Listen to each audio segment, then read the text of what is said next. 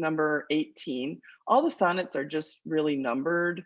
They sometimes we refer to them as a replacement for a title. We call it by its first line. And this is a really famous one of Shakespeare's sonnets called 18. But we call it, "Shall I compare thee to a summer's day?" because that's the first line. It goes like this. Shall I compare thee to a summer's day? Thou art more lovely and more temperate. Rough winds do shake the darling buds of May, and summer's lease hath all too short a date. Sometime too hot the eye of heaven shines, and often is his gold complexion dimmed, and every fair from fair sometime declines by chance or nature's changing course untrimmed. But thy eternal summer shall not fade, nor lose possession of that fair thou ownest. For shall death brag thou wanderest in his shade, when in eternal lines to time thou growest? So long as men can breathe or eyes can see, so long lives this, and this gives life to thee. All right, so you should hear the iambic pentameter pattern in the lines. Iambic pentameter is the metrical pattern that sounds the most like regular language, but it's also a cadence and a repetition of unstressed, stressed, unstressed, stressed that makes it sound poetic. And of course, also the rhyme on the ends. You'll remember that we can break a Shakespearean sonnet into 4 parts, and those 4 parts will help us to understand it.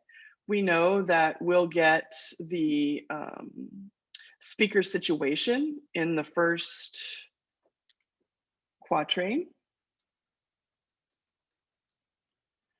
And so I'm gonna label it. We know what the speaker is, basically what his emotional environment is, what his, sometimes physical environment, who he might be talking to. You can kind of think about it as the exposition of the poem in a way, even though it's not a narrative. So the speaker here says, I'm going to compare you, thee is you, right? So he says, I'm going to compare you to a summer's day. But there really isn't any compare because you're way more beautiful and way more pleasant, basically. So it's a compliment to whoever thee is.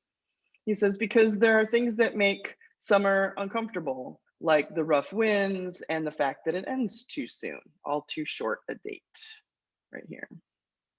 So this first quatrain sets that up. The second quatrain, as is usual with Shakespearean sonnets, extends that idea and gives another metaphor or expands on the first one that's present in the first quatrain. So this time he's talking about the sun. Here's another unpleasant quality of the sun, and we know it all too well here in South Texas, that sometimes the sun is too hot. And so sometimes his gold complexion is dimmed by the clouds that go over. So he says, you're way more beautiful than that because summer has its drawbacks.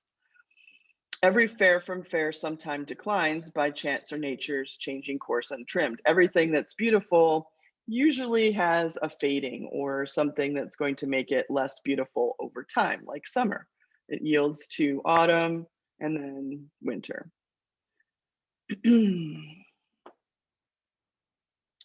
So there's a shift then here on line 9, right about where we expect the volta to be. But thy eternal summer shall not fade. In other words, the beauty that fades from the summer is present in her, but in a more vibrant way so that it will never be dimmed. Thy eternal summer, your eternal summer shall never fade, nor lose possession of that fair thou ownest. Fair meaning beautiful, right? So when they said somebody was fair, they meant that she was pretty.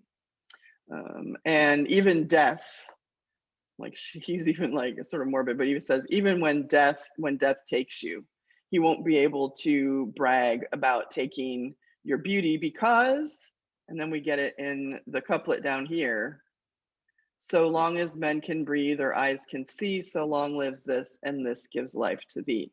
The reason that death will never fully conquer you is because I have immortalized your beauty in this poem. And as long as people are alive, like us, and have eyes to see, like us, then we can still read the poem and your beauty will still exist in some way. So he says, so long lives this, her beauty and also the poem, and this gives life to thee. So it's a love poem, right? Valentine's Day's coming up. You all should maybe try your hand at a sonnet, see if that works for you. But he's expressing that love and almost saying that nature is less beautiful than she is. And part of that reason is because he's going to keep her beauty alive in the poem. I don't see any questions about that one, so I will move on to the second one. If you're just joining us, you can get this workspace over here on the other materials tab right here. If you wanted to take notes, I made it available to you so that you could use it too. All right, so then number 29. Now this one is going to have a totally different tone.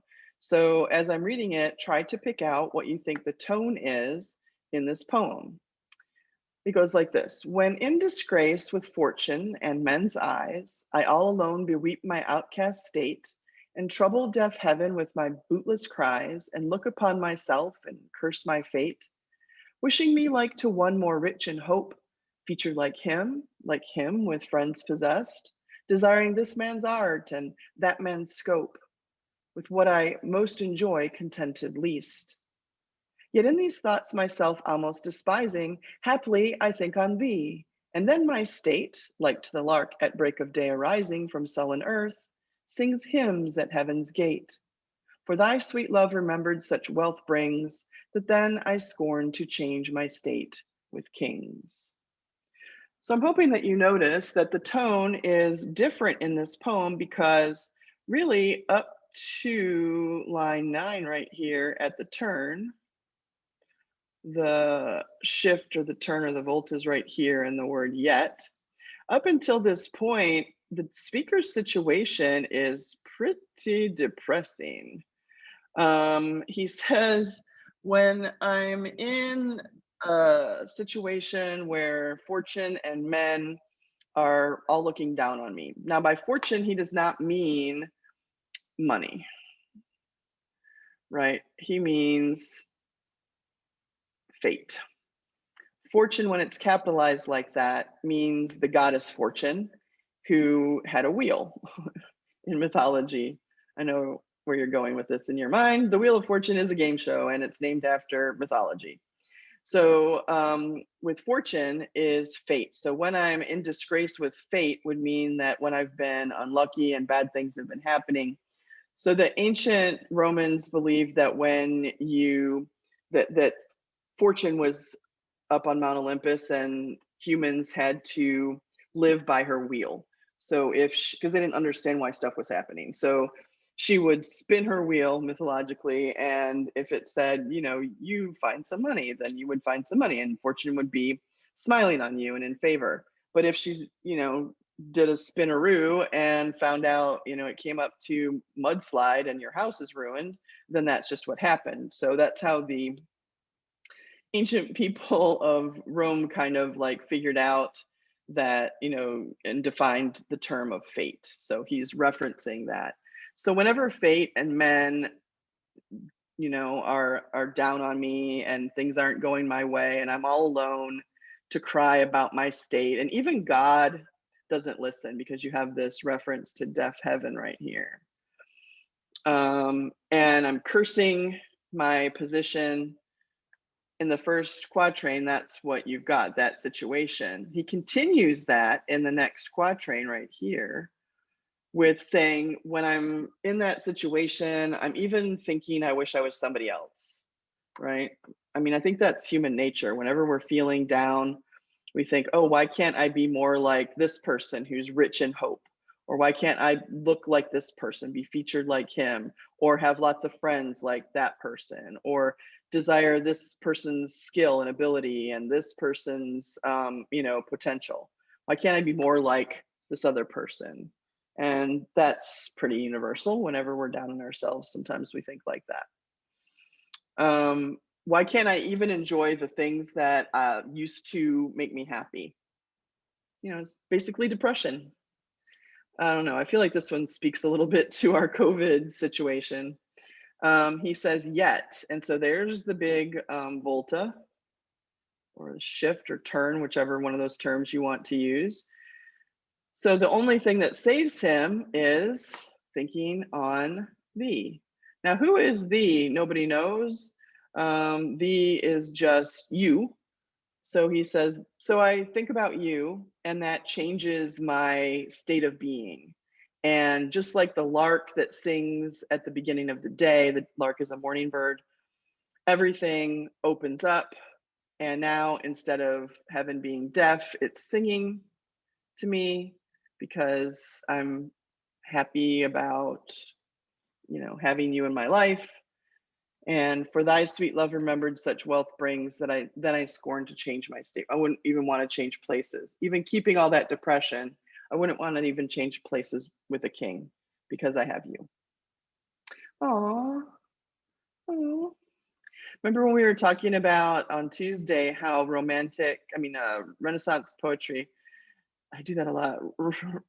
Renaissance poetry ends with most of the time a positive note. There's usually, as much as the majority of the poem is about when I feel crappy and the world's against me and I wish I was somebody else, then there's at least this turnaround at the end, at the shift, that allows us to say, well, something saves him, and it's this love that he has. So it's another love poem, but it's different kind of tone and a different structure. All right, the third one for today is number 55. Not marble nor the gilded monuments of princes shall outlive this powerful rhyme, but you shall shine more bright in these contents than unswept stone besmeared with sluttish time. When wasteful war shall statues overturn, and broils root out the work of masonry, nor Mars his sword, nor war's quick fire shall burn the living record of your memory. 'Gainst death and all oblivious enmity shall you pace forth. Your praise shall still find room even in the eyes of all posterity that wear this world out to the ending doom. So till the judgment that yourself arise, you live in this and dwell in lovers' eyes. All right, I'm hoping by now that you're seeing kind of a pattern of ideas in these poems. This one again is talking about how time marches on. We also saw that in the Spenser poem from Tuesday, the I wrote her name upon the strand poem. But he says, all these monuments that exist, this is in the first quatrain here, all these monuments that exist will eventually yield to time. But here's another sort of vague you. It could be someone like a lover, it could be a patron. Sometimes poets had patrons or playwrights, artists that would help them with their living expenses while they were creating. And then sometimes they would write poems to that person to thank them. So we don't know who the you is, but you shall shine more bright in these contents than unswept stone besmeared with sluttish time. Slut is just dirt in its general term. We probably use that term a little differently today, but it still has its same basic root there. So he says, you will always be more bright and shining in these contents because I've written you down in this poem. I've made you more immortal than monuments, more lasting. So he says, then besides these monuments, they get dirty, people forget about them, they get clogged with, bird poop or whatever, and this is way better for you. Then there's a reference in this next quatrain to war, because war can also ruin statues. Either they're demolished on purpose when a new regime comes in, they don't want memories of the old regime, or sometimes just time ruins them or the blasting of warfare ruins them. But he references war here. that will ruin the statue. So when war comes, it won't change the record of your memory because war can't destroy the fact that I wrote this poem for you. There's a reference here to the Roman god Mars, who is the god of war. Against death and all oblivious enmity shall you pace forth. So even against death, you will still win because in the eyes of posterity, you will still exist. And we get the idea. Really, this one has the turn down here. So till the judgment that yourself arise, until judgment day, you live in this and dwell in lovers' eyes, this meaning the poem. So a couple of the other poems were like that. Let me immortalize you or our love or this time in poetry so that it can live on forever and be immortal. So I think one of the qualities that we saw with Renaissance poetry in the slideshow the other day was about mortality versus immortality. And I think we all have, like, it's a sort of a human quality that we want to leave our mark on the world in some way. People always say they want to make a difference, but that's really what they mean. They want their existence to have mattered in some way. And different people exert that in different ways, but this is the way that Shakespeare is presenting it here in this sonnet. All right, number 4 is probably my favorite because it's like the most brutal of the 5. I don't know why I like that, but I do. It goes like this. Like as the waves make toward the pebbled shore, so do our minutes hasten to their end. Each changing place with that which goes before, in sequent toil all forwards do contend. Nativity, once in the main of light, crawls to maturity, wherewith being crowned, crooked eclipses gainst his glory fight, and time that gave doth now his gift confound. Time doth transfix the flourish set on youth, and delves the parallels in beauty's brow, feeds on the rarities of nature's truth, and nothing stands but for his scythe to mow. And yet to times in hope my verse shall stand, praising thy worth despite his cruel hand. So here you have, I'm sure you recognize this idea that the poetry that I write will outlive any of us that are living today and many generations afterwards. Okay, so this one doesn't have an obvious turn or shift, but it does have a and yet right here. So we could say that the couplet is where things shift around a little bit. In the first quatrain, Shakespeare's saying, he creates a simile, right? Like as the waves make toward the pebbled shore, so do our minutes. So then the waves and the minutes are being compared. Just like the waves that come onto the shore consistently, persistently for millennia, we have the minutes of our lives eating away at our lifespan, just like the waves eat away at the rocks on the shore. And so every wave, every minute that comes by is another minute that you are closer to your death. Yay. Each changing place with that which goes before, in sequent toil all forwards do contend. You can't do anything about this cycle. Then in the next quatrain, there's a comparison to a child. So we move from the comparison of the waves to minutes to a child growing up. Nativity, once in the main of light, crawls to maturity. Nativity, we usually hear that word when it's Christmas time because it's the birth of Christ, but nativity means the birth of anyone. So nativity is birth, and then you can imagine the child crawling to maturity over time, right? Like gradually growing through those minutes into time, and how at one point we're crowned, like we're golden with all the opportunities that face us in the future. But the time that gave us in birth a gift, like when we're born, we're given this whole life ahead of us.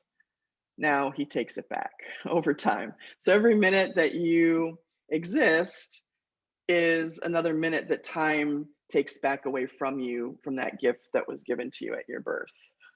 It's sort of depressing, but I think it's kind of cool the way that he expresses that. Now, this third quatrain is the most brutal of all.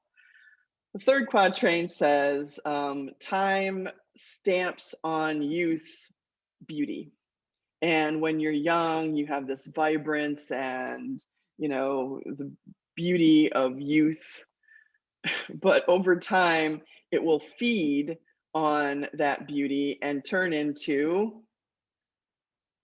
the parallels in beauty's brow, wrinkles. I have some, I don't know if you can see them here and right here, right? So the beauty that was once on your youth will eat on you until it burps out wrinkles, basically. Feeds on the rarities of nature's truth, and nothing stands but for his scythe to mow. So the beauty just keeps fading and fading and fading and fading until finally there's a Grim Reaper reference here, because the Grim Reaper carries a scythe. A scythe is a stick that has a curved blade on it, and it's originally used to cut grass. I mean, what did they do before lawnmowers? They used a scythe and would slice it kind of like a baseball bat, right, across the grasses, and they would cut it that way. So the symbolism of the scythe is associated with the Grim Reaper because he comes to cut us down and we die. So there's this Grim Reaper reference here at the end of the third quatrain. So yeah, every minute that we're in a Zoom class, every minute that we're wasting, every minute that we're enjoying, all gets us 1 minute closer to death, is what they're saying there. But yet, you can do something about being immortal. It doesn't have to be the end of everything. I hope that my verse shall stand. So this one got that same concept of wanting to be immortal, but the idea is that he just wants something to remain of him once he goes, and he's hoping that it will be his verse. Well, his wish happened, because here we are reading Shakespeare. Let me see in the chat. Oh, let me go through all these messages. Just kidding, no messages. Okay, number 5, 73. This one is the last sonnet for today. That time of year thou mayest in me behold, when yellow leaves, or none, or few, do hang upon those boughs which shake against the cold, bare ruined choirs, where late the sweet birds sang. In me thou seest the twilight of such day, as after sunset fadeth in the west, which by and by black night doth take away, death's second self that seals up all in rest. In me thou seest the glowing of such fire, that on the ashes of his youth doth lie, as the deathbed whereon it must expire, consumed with that which it was nourished by. This thou perceivest, which makes thy love more strong, to love that well which thou must leave ere long. This means before. Can I write it in here with this little tool? Let's see.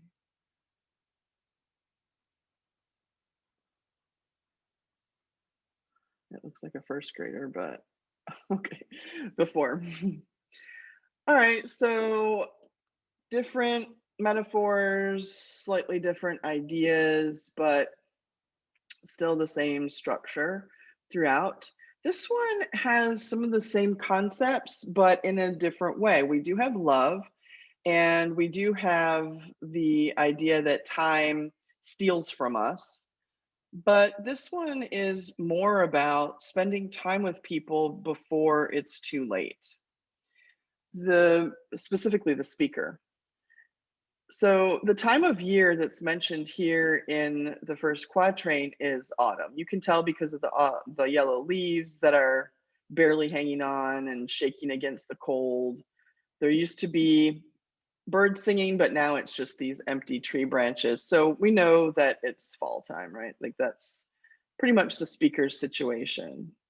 We also know from our summer reading that when we're faced with seasonal references, that it probably references the human life cycle. So fall would be, like late middle age before you die kind of time. And he says, you might see this in me. You might see in me this aging, almost dead person, right? And then the comparison is the person to fall. In the next quatrain, the comparison is to twilight. Twilight is the time after the sun goes down. So this is pretty close to the end, right? If complete darkness is death. So the speaker says, in me thou seest the twilight of such day, of the sun fading, and in comes night, which is death.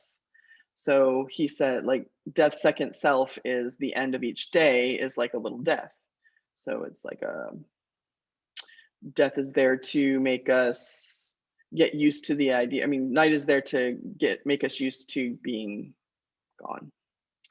And so we have a second metaphor here in the second quatrain. The third one is about fire. So this one has a little different structure too, because there are three distinct comparisons in this sonnet.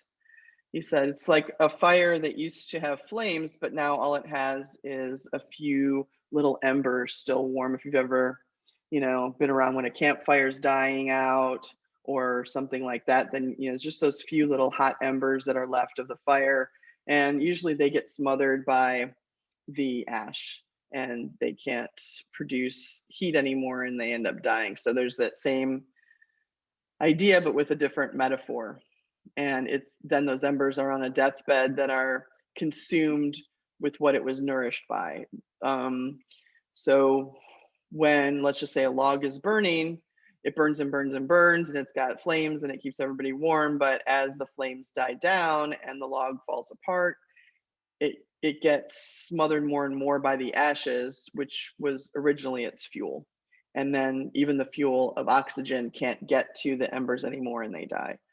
So there are three distinct metaphors here comparing the waning of a person's life, the person's life on the way out.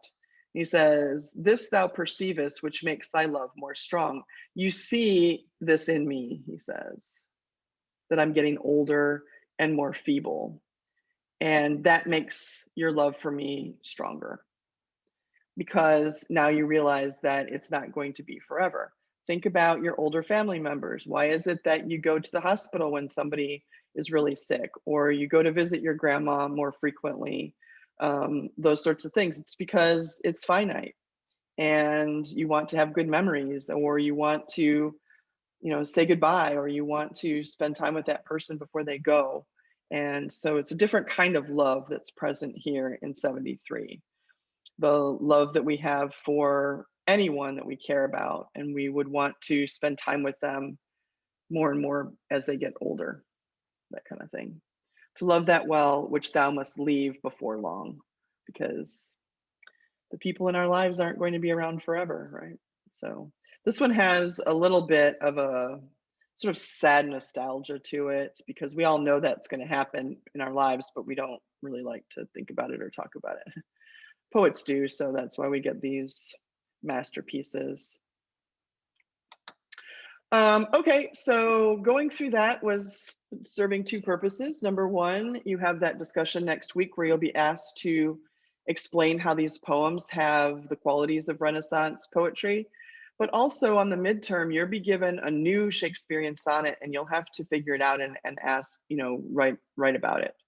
So the process of me going through these five are kind of like the examples for that. All right, any questions on the sonnets?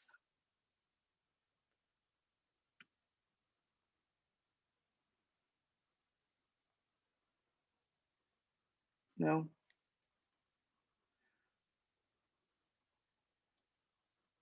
Okay. All right, then. Your job for Tuesday, there is no discussion that's due tomorrow. There's an even class tomorrow, so that's good. You get to have the weekend. Hopefully your other instructors haven't given you tons of work, but you do need to get ready for Othello on Tuesday, and I want to address that a little bit. Othello is a 5-act play, and we'll be looking at it in the next 4 class periods. So notice that acts 3 and 4 are combined there. In Blackboard, under the readings, there is a PDF version. So the PDF version that we've been using of the textbook does not have Othello. The physical textbook, this one, if you have it, I don't know if anybody went to go pick it up or not, because I haven't been to school. But if you have that one, it does have Othello in it. So here's a PDF that I just made of the textbook. There's nothing fancy. Maybe I'll try to find an online version of Othello also to add to that. So if you see something popping up there, it might be like an online version that might be easier to read on a device. Sometimes these PDFs with images are, like, they take a long time to scroll and things like that. So this is just the pages of Othello where you can read, or you can put it on Cami and make some textual notes, but that's there because you're not going to find it in the PDF that we've been using.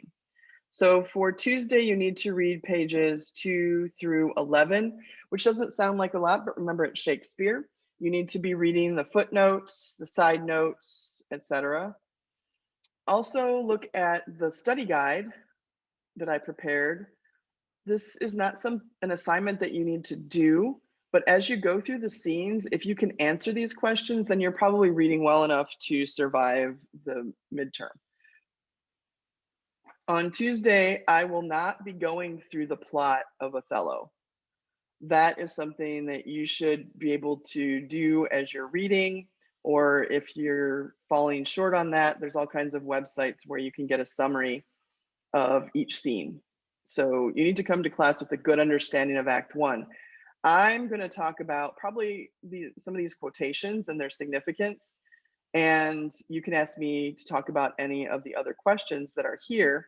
Notice that there are questions for each scene. I've given you the characters that are present in that scene, and then some questions. So if you want me to talk about any of those questions on Tuesday, then I'll be glad to do that. Also, there are some questions here about dramatic structure. In a play, Act 1 is the exposition, Act 2 is the rising action, Act 3 is the climax. So how is Act 1 give us the exposition of the play? And then there are 10 topics that we will be spending some effort talking about as they develop through the play, and they're listed here. The same 10 will be listed on every study guide because we should be able to discuss how is the concept of secrecy being used in this portion of the play, or how is it evolving from Act 1 to Act 2. So all these concepts right here we'll keep coming back to those. So there's a study guide for that. So I will be answering any questions on Tuesday that you have from that document. And then you'll notice that there's Act 2. That's a different study guide. That's a study guide just for Act 2. And then you have study question 3, and then Acts 3 and 4. So we're going to be moving through it fairly quickly. So I would probably get a head start on my reading this weekend if I had time, given that we don't have a discussion. In the next 2 weeks, there's a discussion that takes up a lot of time. So are there any questions about how you can read Othello or what I'm expecting from you on Tuesday?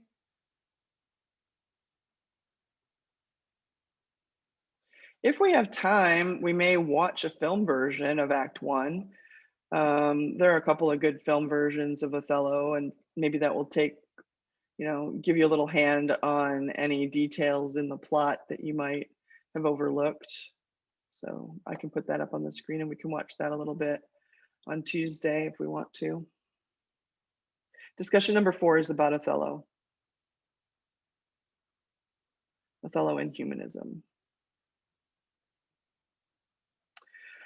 Okay, let me just do a little bit of intro to Othello and then we'll be done for today.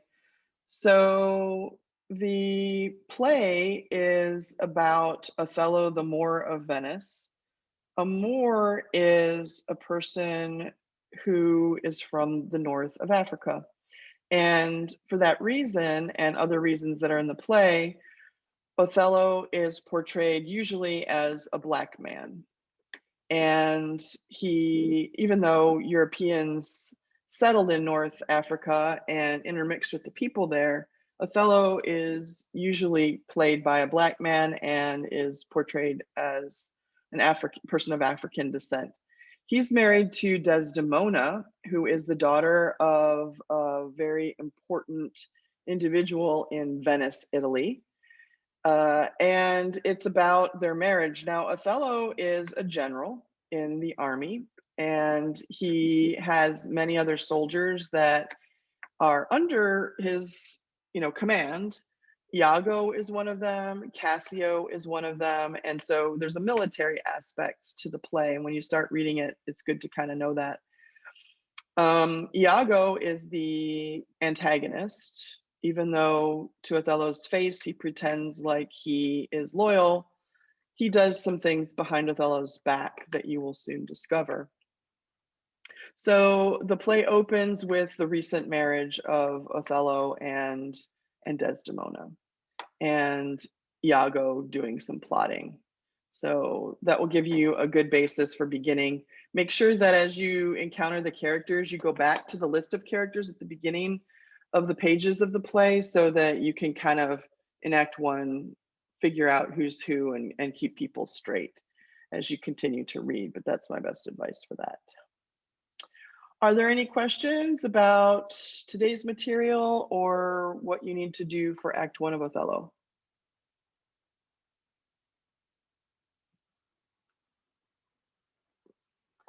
No questions. Okay. I guess that's it then. I hope that you all have a good long weekend, and I will see you back here on Tuesday. Bye. All right, bye, Miss. Bye.